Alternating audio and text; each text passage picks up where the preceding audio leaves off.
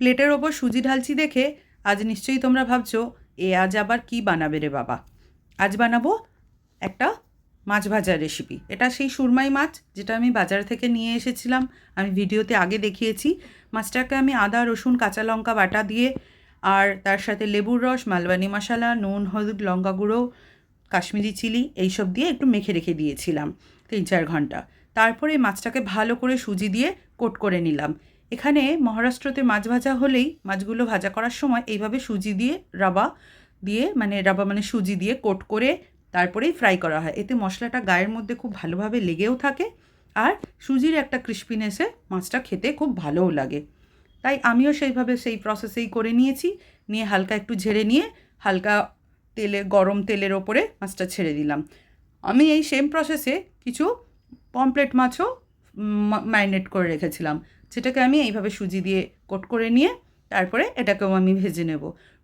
মহারাষ্ট্রিয়ানরা এই সুরমাই আর পমফ্রেটটা ওদের খুব ফেভারিট ফিশ।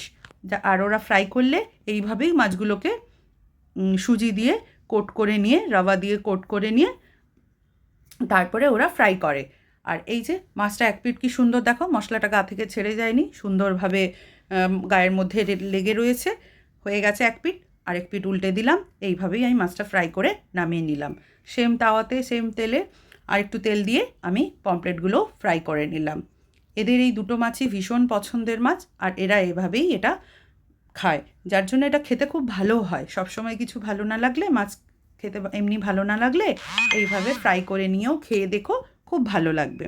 এই যে ওপর থেকে ক্যামেরাটা একটু কেত মেরে ঘুরিয়ে নিলাম এদিক ওদিক করে, দিয়ে তোমাদের একটু দেখিয়ে খাওয়ার ইচ্ছেটা জাগিয়ে দিলাম। ভীষণ সুন্দর হয়েছিল খেতে।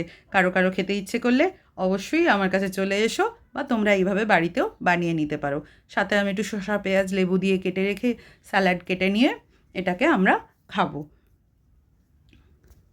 ঘুরিয়ে ঘুরিয়ে একটু স্টাইল করে দেখিয়ে দিচ্ছি তোমাদের। কর্তামশাইকে বললাম এবার একটু তুমি খেয়ে দেখো কেমন হয়েছে।